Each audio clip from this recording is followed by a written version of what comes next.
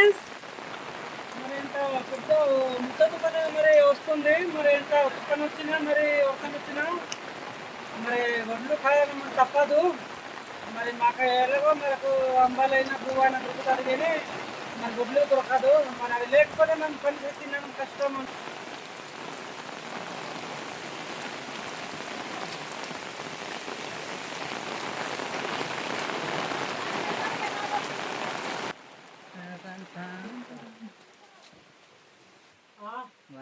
చూడండి ఫ్రెండ్స్, చాలా అయితే వర్షానికి ఇలాగా చాలా ఇబ్బంది పడిపోతున్నాయి గుడ్లు కూడా.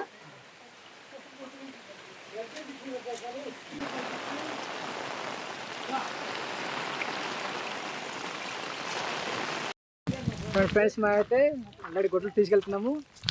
ఈ తుఫాన్కైనా మరి తీసుకెళ్ళాలి, తప్పదు. ఆల్రెడీ పక్కన మొత్తం మబ్బు కప్పేసింది. ఫ్రెండ్స్, నా వెనకాల మీరు చూసినట్లయితే మా పశువుల సమూహాన్ని తెల్లటి పొగమంచుతో కమ్మి చూడడానికి అయితే చాలా అద్భుతంగా ఉంది కదా ఫ్రెండ్స్. ఈ పొగమంచు చూడడానికి మాకు చాలా కనువిందు చేసిన మరి ఒక విధంగా ఈ పశువులు మేయడానికి అయితే చాలా ఇబ్బంది పడుతున్నాయి. ఎందుకంటే నేలంతా వాటర్తో నిండి గడ్డి మేయడానికి అవ్వట్లేదు అనమాట.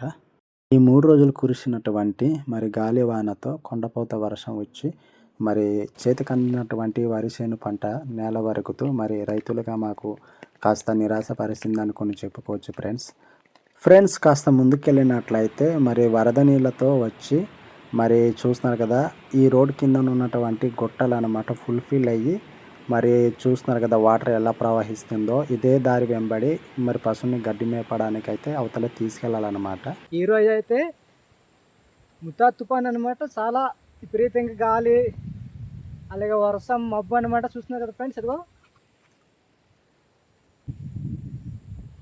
మా గుడ్లు అయితే కనిపించట్లేదు మబ్బు వలన. గుడ్లు అయితే వెళ్ళిపోయాయి ఏంటో చూడాలా.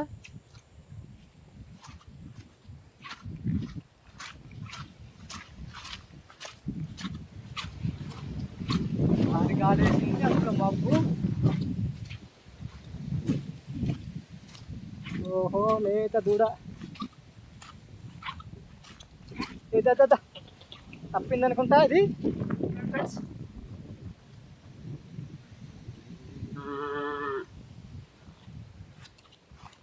ఒరే గుడ్ నైట్ వెళ్ళిపోయారు, పార్లకినారు.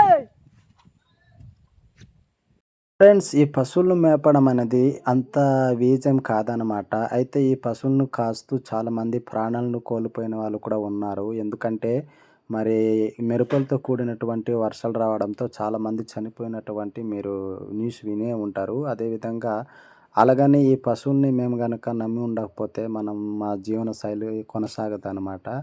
ఎందుకంటే వీటిని మరి ఆధారంగా చేసుకొని మేము వారి పంటలు కానీ ఇతరత్ర పంటలు కానీ పండిస్తుంటాం ఫ్రెండ్స్.